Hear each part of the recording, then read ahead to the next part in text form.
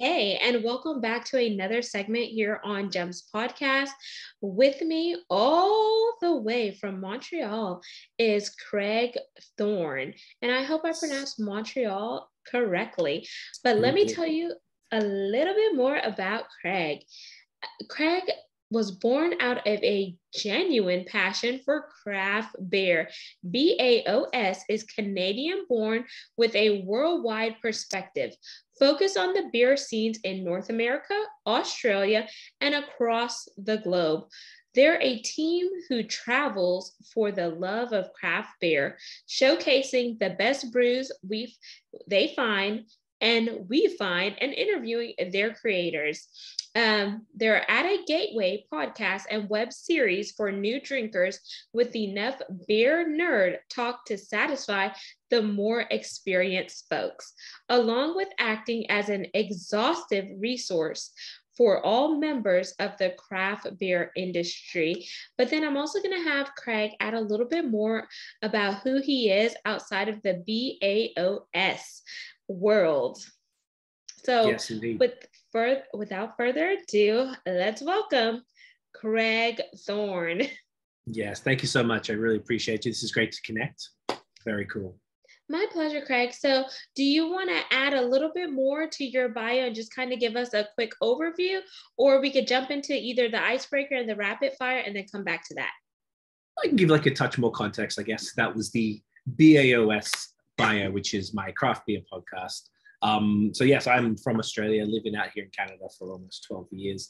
I do a whole bunch of things. We connected specifically about the craft beer podcast, which is one of my main projects. Aside from that, I have a social media agency with my partner that we've been running for 7 years, and I do music. My brother and I moved to Canada specifically because of that. We had a little distribution deal in the States, so we moved out here. So kind of those are the three main things that I do, but we can talk about any of them. Happy to just focus on the beer, as that's that's one of the main things.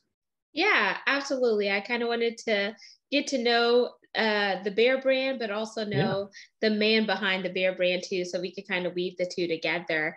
So Craig, let's jump in here and get you connected with the audience in a fun and personal way. So there's two ways I like to do that with my guests. We could do, like I said, an icebreaker or a rapid fire 10-question game. What are you in the mood for? Maybe we could try the icebreaker today. Why not? Okay. We're breaking the ice with Craig. So, Craig, I want you to share something crazy that you have done in your life or a fun and interesting fact about yourself. And if you're feeling frisky, just combine the both of them. That's a good question. Fun and interesting. I don't know. I mean, I guess being an Australian in Montreal is pretty weird. There's not that many of us. And I've been in here 10 years almost to the day and still don't speak French. So, Quebec is the French-speaking province. I find that people find that interesting out here because they don't meet too many Australians, as opposed to, say, Toronto or Vancouver. All the Aussies tend to migrate to those cities. So I was in Toronto first and then came out here. So I guess that's, that we've been able to sort of create a whole bunch of, even though we don't really speak the languages, has been harder to sort of connect with people out here, to be able to create all these different brands and sort of slowly, meeting a lot of people through beer was very helpful. And the agency and all the other things, we kind of did it in our own little silo here because the internet changes everything. So I don't know if that's super fun or anything. I don't know. I don't really think about the fun stuff so much. I hope that counts. Okay. We could rock with that. That'll work. But it's interesting that you went from Toronto to Montreal, even though from the outside looking in, whenever I was there in Canada and we were going from Toronto to Niagara Falls, a lot of the young people were going to Montreal because they said, oh, it's a happening spot, like a party spot. You should check it out. But then I felt like there was quite a bit happening in Toronto too. And I guess it was because I'm Caribbean descent. So there was Caravana, however you say it. Yeah, going on. And there was a lot of activities. And then they got me sucked into Tim Hortons. Yeah, Canadian classic. Yeah, so it was it's interesting that you said that because I thought Toronto was a pretty spiffy place with a lot of happenings, things to It do. is definitely. It's the fourth biggest city in the US. In the whole of North America. I'm sorry, like all of North America, Toronto is the fourth, which is kind of crazy. We only left to keep me in the country, to be honest. My girlfriend is from Toronto, so we moved here because we went here for one weekend, and we were like, this place is amazing. And then we were like, my visa, I couldn't extend it, and I didn't know what else to do. So she was like, do you want to move to Montreal and learn French? I'm like, all right. So we just came here, and then 10 years later, we're moving 10 years to the day that we moved here next month, which is pretty convenient. But yeah, Toronto is the biggest city. There's way more stuff happening, but Montreal's like a lifestyle city. Oh, There's okay. more. The joke is it's where young people go to retire. So you can very easily get caught up in the not doing anything thing here because there's like a whole vibe of that. So it's more like it's a better lifestyle than say Toronto, which is all like hustle, go, everything's expensive type of thing. Where Montreal, well, it used to be cheap, it's not anymore, but yeah, just totally different vibes. So a lot of people come out here. It's like a popular party city. The Grand Prix just happened, the Formula One Grand Prix, I think last weekend. So it's, they're both like very, very different vibes. Thank you for sharing that. So that's going to be on my list next time I go back to go check it out. Now let's dive into what you're doing for BAOS. And from the outside looking in, at first when I saw it, I was like, BAOS? So explain the meaning behind BAOS because I know it stands for an acronym. So yes, walk us through that. Yes, and I feel like this ties into a better answer for the first question. So BAOS, you like to cuss? I don't have to. If it slips out, it's a natural conversation. We're doing coffee chat style, so I just want you to be yourself, Craig. So fantastic. I'll turn. Well, it stands for beer and other shit, and it was the reason why was when I first moved to Canada. Where I'm from, it's pretty warm overall. Like the winters get cold, but no snow. So I was in my first Canadian winter in January 2011, and all my friends in Australia were doing this weird thing where you had to have a beer and you took a photo of yourself, a selfie, drinking the beer, and you put it on Facebook. And it was called 365 Days of Beer. And you had to drink not one beer per day, but just 365 in a year and review them. And I was like, well, obviously there's not 300 types of beer in the world, so this is going to be pointless. So why not give it a crack? So my housemate joined me as well. And we were just drinking all beers constantly. There's a beer store nearby. So we were just buying one of everything just to try them all and learning about beer. I drank a bit, wasn't really big on alcohol. This was literally just something to do. And in about 7 months, I hit to 365. I'm like, oh, wow, okay, this is fun. I'm going to keep going. In 7 months, you drank 365? Yes. Oh, so wow. Right now, I kept it going. Exactly now, I am up to, I think it's 7,182 unique beers that I've reviewed.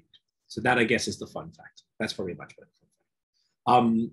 So I kept it going just because, I don't know, it was kind of fun to learn about beer. And I was just doing it, swearing a lot, really stupid reviews. I know nothing about beer. I'm not trained on it. I was just learning. And then around 2015, my girlfriend was like, you should listen to craft beer podcasts. I'm like, getting into podcasts. I was like, yeah, good idea. So we started listening, and all of the podcasts were just by like middle-aged dudes. It was so boring. There was no energy, or they were making it for people who already knew everything about it. So I was telling her that, and she was like, why don't you start a podcast? And obviously the music was was the main thing I was doing at the time, which is, music is really, I find it's the best, but it's really annoying. It's very challenging. There's too many people doing it. Everything is gate-kept. So it's like really difficult. So it was cool to have another creative outlet on the side of something that I was spending most of my time on. So I started it with the same housemate that joined me with the 365. And because I was syncing my Instagram account, which I started, I guess, in 2011 when Instagram wasn't anything major, and I was syncing it to Tumblr, I made the Tumblr account. That's what I called it, Beer and Other Shit. It was just the stupidest name because it was just the beer and the other stuff that I happened to be posting on Instagram. That's all it was. So when we started the podcast, we just called it that because that was the name. Like, I don't know, we weren't very creative, and neither was I at the time. So we ran with that. And then maybe like a year into doing it, breweries started reaching out, wanting to talk to us. I'm like, interesting. This is weird. And then there was one particular that we connected with that didn't want to talk to us because of the swearing in the name, which no one had ever had a problem with really since. But that was the first time. So we were like, all right, there's two ways we can take this. We can go, I don't care, we're going to keep doing that and keep the cussing in or whatever, or we can rebrand, tone it down and make it more serious, because it was not supposed to get to that point. It was literally just fun. And so we called it BAOS as the acronym. That's all, once again, not super creative because we're just rolling with it. It was not supposed to be this thing. We just kept it going. We started traveling a lot, going around the States and around the Quebec and Ontario, going to beer festivals, interviewing breweries, all over the place. My friends stopped co-hosting around 20, maybe 18. So I kept going with my partner. Fortunately, she has a wine account called Liquid X Happiness, so wine and spirits. So we kind of combined wine and spirits with beer, and we started working with tourism boards. So like Virginia sent us out for a bit, Colorado flew us out for a couple of weeks, Vermont. We went all over the place working with different tourism places to kind of offset the travel costs, because that adds up. We used to never do virtual podcasts, only until 2020 we started doing those. It was pretty cool. We were doing a lot of we were just all over the place and becoming a resource, I guess, for craft beer, for the industry itself, because we were capturing kind of what you do, right? You're talking to people and getting their stories and kind of cementing it in this piece of content. So we do the same thing with breweries and getting the story of how it started and the people who started and what they were trying to do and the community and all of this stuff. So it became like this.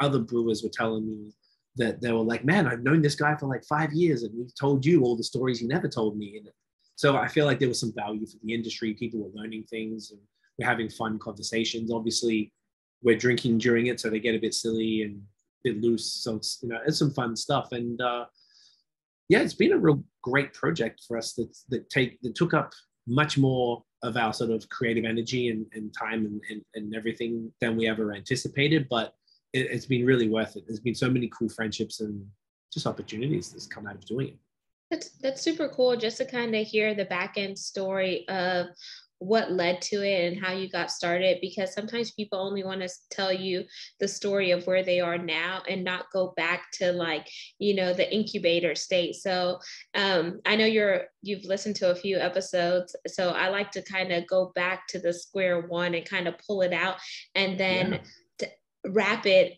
up pretty and put that pretty bow on it. Because if you only tell me what you're doing now, then that's cool and it's fine and dandy, but sometimes people want to just go beyond the surface level with you and really connect, because it's the start ugly moments, the struggles, the heartaches and all of that stuff that gave you the resilience to do what you're doing now.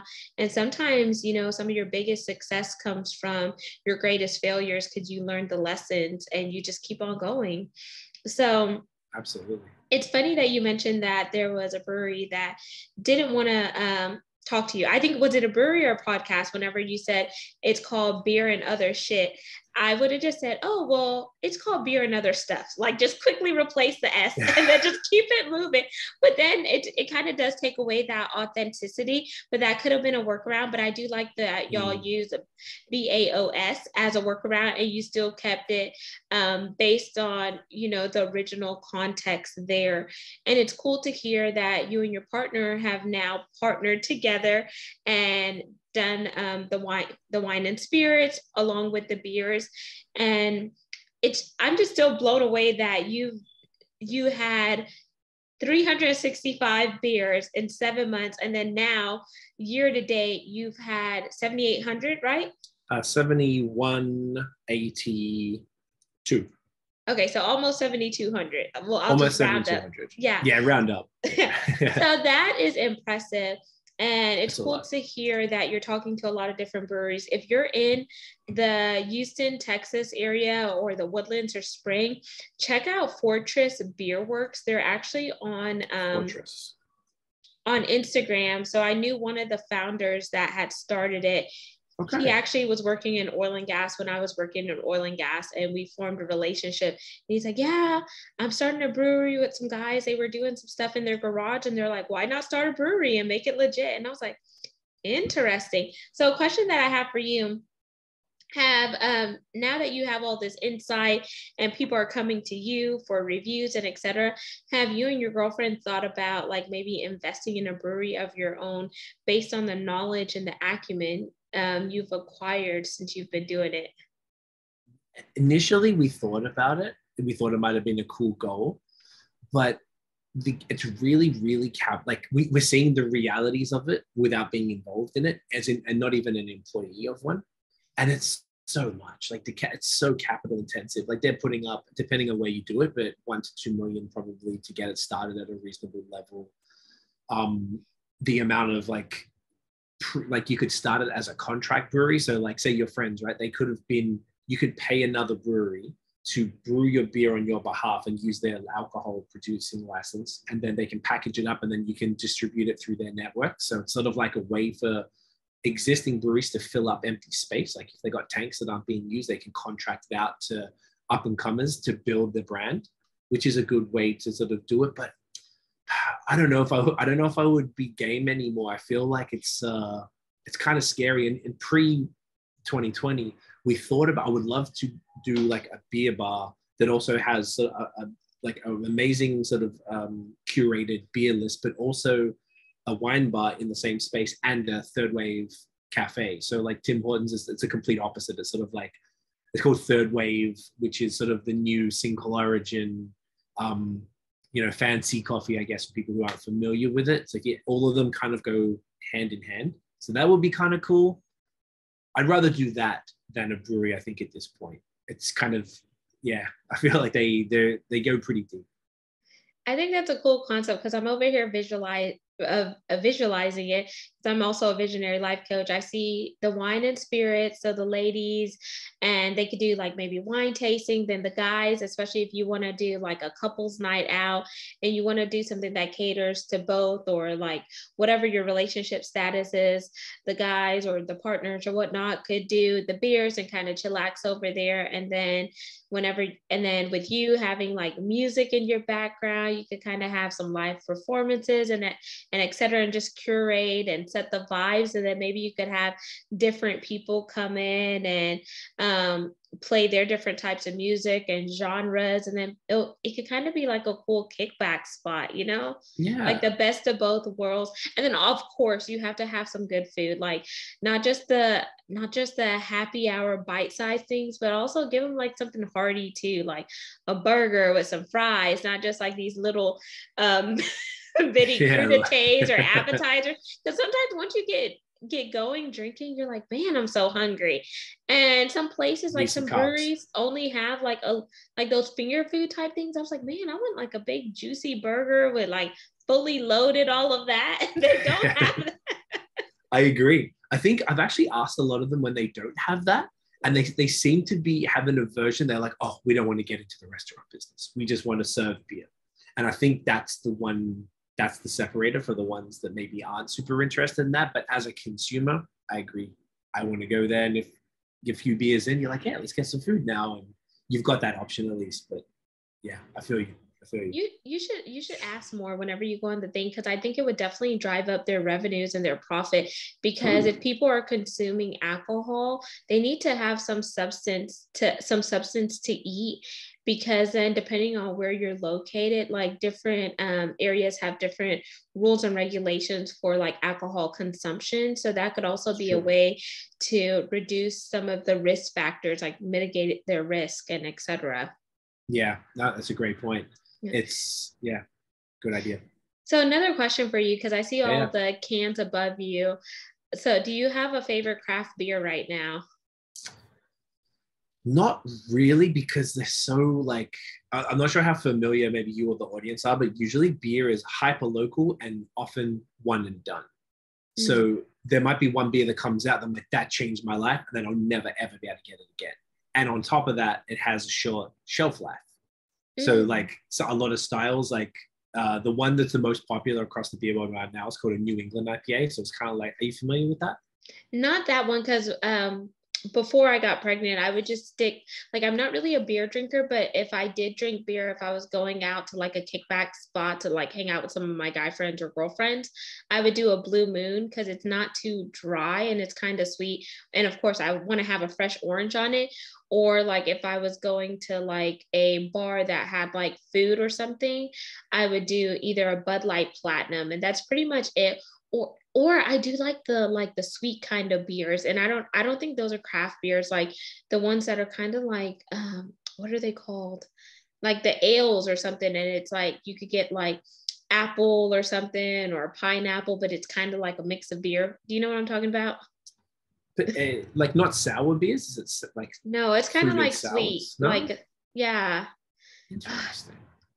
It could be like like not a beer cocktail, is it? No, it's not a No? cocktail. It comes like in the beer cans. Like I'm totally drawing a blank right now. Pregnancy brain is real. But like they have them at this place. I don't know if y'all have a up in the Montreal area or Toronto where you're from. There's a place called World of Beer. Have you heard of that place?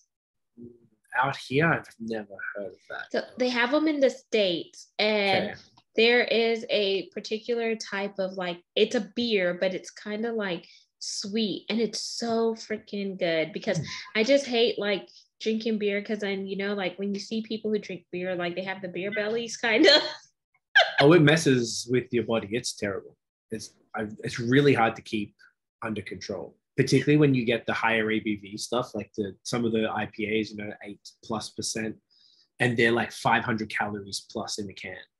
And it's a lot. Like it really, it hits you really bad. So like when people think of beer, they might think of like the fizzy yellow stuff, like the Bud type of thing. Yeah. That's just like one part of beer. And those are typically the lightest stuff, which is not so bad. But as it gets kind of more hectic, the calories are so bad. It's crazy. Okay, Okay, that brings me to another question. I'm just eager to learn because since you've had so many. So as you get up into the higher stuff, like how do you pick the types that you're going to review or drink? Or are you just going to try them all, write a review and be like, this was horrible, or I didn't like this? Or how do you kind of craft your reviews and etc. or choose what you want to drink?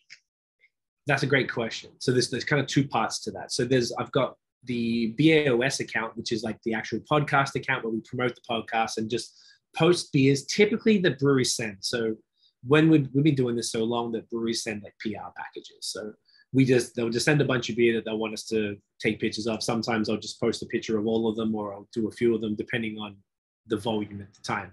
So for BAOS, I'll typically cover anything I think is decent. For my personal account where I do the reviews, that one, I'll review anything. It doesn't matter. But the good question you asked is, how do you choose what to drink? That is my forever predicament. So I've got, you know what it's like? I bet you if you're like a celebrity and you love what, you know, you're getting all clothes sent to you, you're probably not going to get sent the exact thing that you want. You're going to get sent some cool stuff, but the real thing you want, you're probably going to have to go buy. And I find that's the way with the beer stuff. So I'll get sent some really interesting things, but the things that I typically want to actually be drinking, that's the stuff I'll go and buy. So my favorite, you asked before about the favorite beer, but I have a favorite brewery right now. They're called Badlands Brewery. They're just out there, maybe like an hour from Toronto. And they do almost exclusively New England IPAs. So they're like, if you think of IPAs, everyone thinks like hoppy, bitter, like piney. So that's like the West Coast IPA. A New England IPA, which is an East Coast IPA, is like completely hazy. You can't see through it. It's usually like a yellow, bright yellow. And they all taste and smell like tropical fruits. No bitterness whatsoever. Like pineapple, mango, guava, passion fruit. Yeah, it's crazy. It's the number one gateway. If I'm drinking one, I have, once again, pre-2020. I remember when we were in New York. My girlfriend's one of her best friends who was living there at the time. So we were hanging out with her and she saw me drinking that. She's like, yo, can I sip that? And she's a wine drinker. And she's like, wow, like she lost her mind over it because it's not what you think it is. So that brewery does that style. So that's the style I would probably drink more than anything else. And it's also arguably the most popular style in beer right now. And they've got a very short shelf life. So when they drop, people line up to buy them because they're super popular. Not all the time line up, depending on the brewery, if they're very good at them. and they don't last too long. So I don't really like drinking them any more than maybe 4 weeks old. Is probably at the top end. They can last longer, but they're better fresh. So I typically would have if I'm drinking in a night, and this makes you sound like an alcoholic. Beer is a hobby, but I never drank much before this. So if I'm drinking in a night, because I've done this for 7 years. I'm at a point, I got more beer than any human could ever drink. It's ridiculous, and I still buy it. But when I drink it, I usually try and have 4 beers in it. So tonight's a drinking night. So I'd always start with, I make sure I've got specific nights off. Otherwise, I would be very large. I would drink a Pilsner first, a Pilsner or a lager. Then I would have an IPA. Then maybe I'd have a double IPA. And then I would have either some sort of a stout or a sour to try and balance it out. That gets 4 beers. That's good. It gets me through my inventory fast enough. But it's always a challenge. Is this one going to be dead? So sometimes it's more I look at the dates on the bottom of the cans. And if this one's going to die before this one, well, even if I want this one, I should probably drink this one now. So it's first world problems. And that's really interesting that you mentioned that, because what you were just naming, I'm like, ooh, that sounds good. I want to try that. It'll be a while until I get back into the drinking scene. But I was like, ooh, that sounds good. You're like mango, guava, all of this. I like sweet drinks. And I just looked up the other drink so I could tell you, because I had that moment, that pregnancy fog. So it's a cider beer. So okay. That's what it is. So they're Ace pineapple cider, or they have the Angry Orchard crisp apple. Those. So are those really beers or ciders? No, it's a cider. Okay. Yeah, it's a cider. Cider's great too. They have amazing craft cider. So Angry Orchard is owned by the same people who own Budweiser. So it's there's macro beer and then craft beer. So anything that say people who aren't beer people, anything that's a macro. But Hoegaarden is European, so it's kind of different. But Coors, I guess, Miller. All that, yeah, Miller, all of that. They're the big guys. And then the craft beer was all the small local businesses that you sort of maybe my partner and I, or you and your husband could own that business, and you would be a craft brewery. It's based on size of production. Okay, that's a good differentiation. So I'm going to ask one more question, and then I want to be respectful of your time, because I know you may have another commitment. So the difference between the macro beers and the craft beers. So the craft beers have a shorter shelf life, but they're more personable, and it's on a smaller scale. So a micro scale versus a macro scale, right? Correct. Except the shelf life depends on the style, not macro or craft. But macro brewers typically don't make the styles.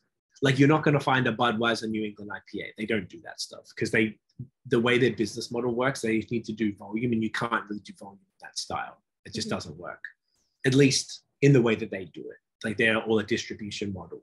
So all the different, so you can get a barrel-aged imperial stout. I drank one recently that was from 2014. It's almost like wine, like an 8-year-old one I've been saving for 8 years. So I have to my right, I have a whole cupboard of all different bottles, mostly sours and stouts that they can sit forever, those type of ones. But then everything else kind of has somewhat of a shelf life. It differs really. And some of it's personal preference.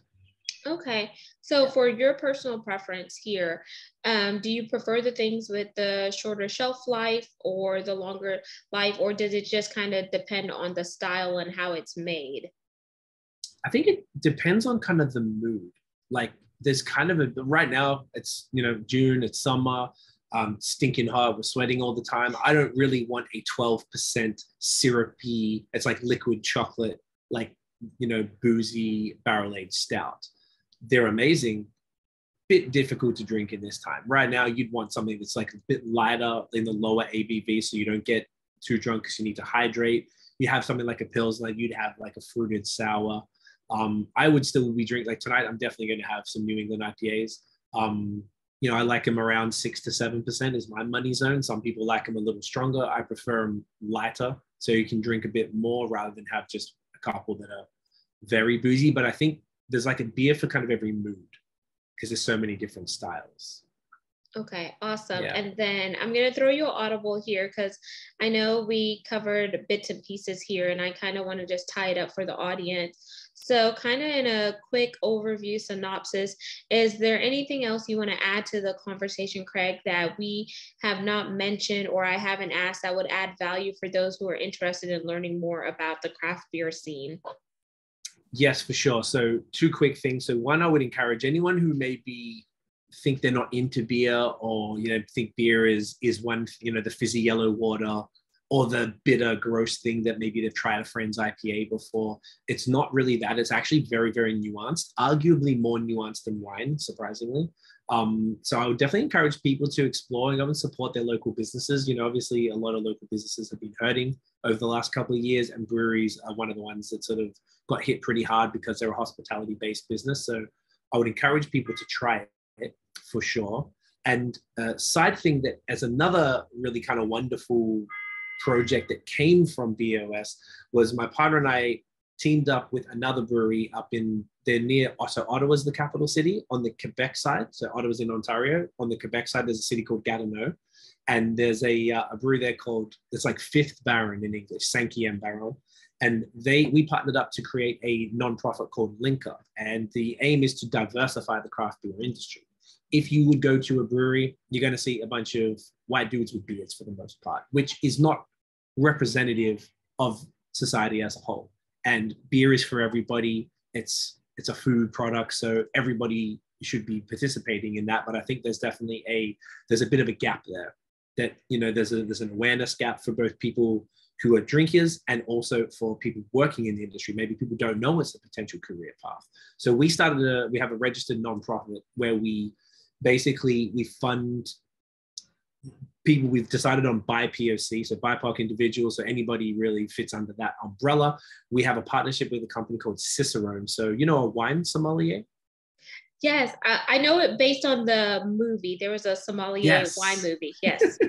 So exactly, no, that's perfect context. So there's a beer version of that called a Cicerone. Exactly the same thing. So this means you're an expert. They have these courses that that can really teach people how to serve beer, how it's supposed to taste, exactly the tasting notes and pairing with food and all that fun stuff.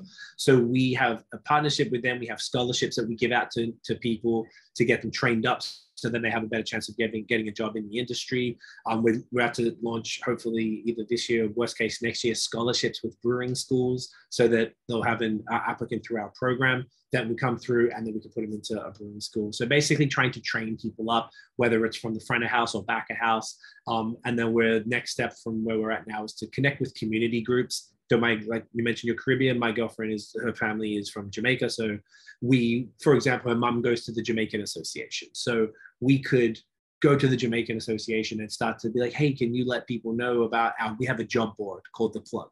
So we want people to come to the job board and to see the jobs in each, we're going to have them all separated by provinces across Canada. And then we want to expand into the States. We want to do it slowly so we don't, the thing doesn't fall flat, because there's 30 million, 300 million versus 30 million is, a lot more people. But we want to, so basically, yeah, I think that's an interesting project. So essentially, if there are anybody who knows breweries that thinks that could be a fit for them to participate, we do have collaboration beers. So some of these cans behind me here are collaborative beers. We drop them 3 times a year. Right now, we're in the middle of a series. So they drop beers called Link Up. The brewery does whatever they want. They just donate part of it, the profits, to the nonprofit.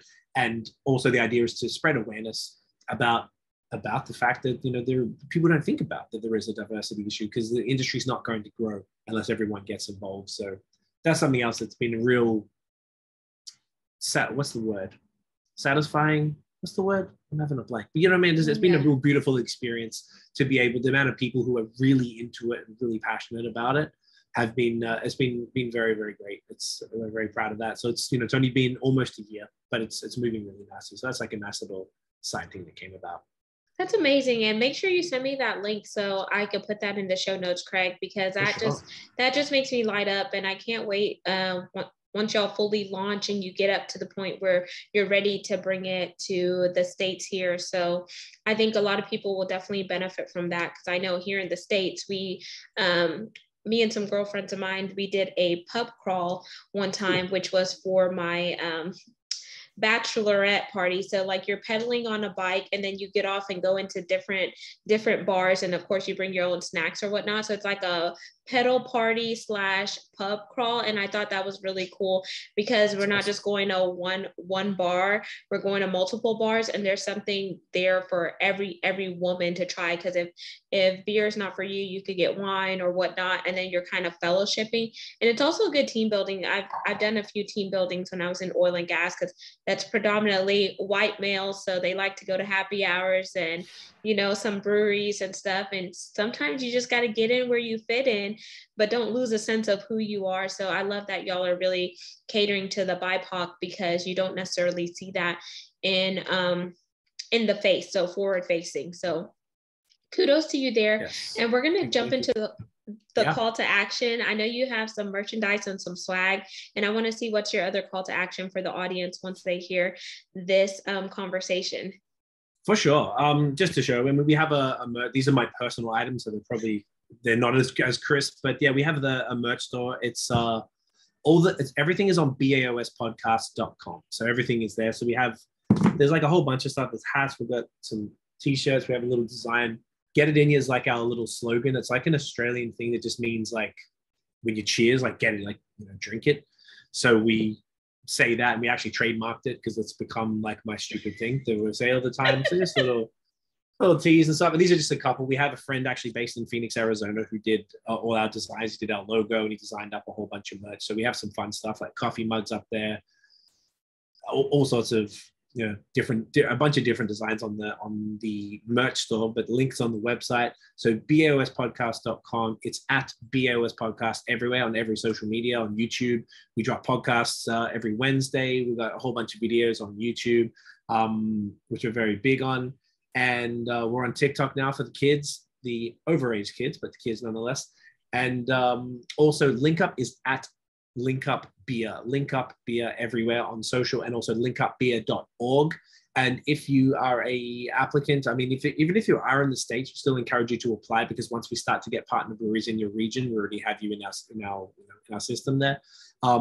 You can apply for the program. If you're a brewery, you want to get involved in the collaborations, you can reach out and we can have a chat and explain how it works. Yeah, and also if you have any jobs as well, we have the job board, so they just reach out, breweries reach out, and I will get them up on the job board as well, just to try and make some positive impact wherever we can. Super, super cool. And I'm over here, I was chuckling whenever you showed the great shirt. We talked before during your pre-chat, and I'm very funny and just kind of down to earth. So whenever you say get it in ya, I was like, oh, that would be so cute to wear with my pregnancy bump, and I could show it and be like, get it in ya. That would be perfect. I think I could. It's perfect for maybe we should make baby clothes version of it too. Get the kids on it. I thought about that, because I was like, that kind of be like interesting. And then you could see like someone wearing the shirt, like if I wore that shirt, and they'll be like, hey, what does that mean? I'll be like, well, actually it's beer and other shit, but I just thought it was like a funny way, because I have a bundle of joy in me, so I got it in me, but I can't really get the drink in me, but yeah. I never put that two and two together, pregnancy and the editing. Yeah, that's amazing. Don't know why I never thought about that. I love that. That's genius. So if you want to send me a shirt, I will wear it before I drop this baby, because she's still loading. But now, so audience, enough with that, because I know I kept Craig over his time. So once again, all of his contact information will be in the show notes. Go support BAOS. Link up with some local breweries in your area. Support those small business owners. And if you're looking for something fun to do, create a pub crawl, get some guys together, some girls, and just go sample a few beers. I don't know if you're going to reach almost 7,200 like Craig has, but hey, you could try if you want to take that challenge. Make sure you like, comment, subscribe, and follow. We're on 40 plus platforms. You could also see this recording on our YouTube channel by going to Gems with Genesis Amaris Kemp. And I want to thank you for continuing to listen on a regular basis, because we are ranked in the top 2% globally out of 2.8 million podcasts per the metrics on www.listennotes.com.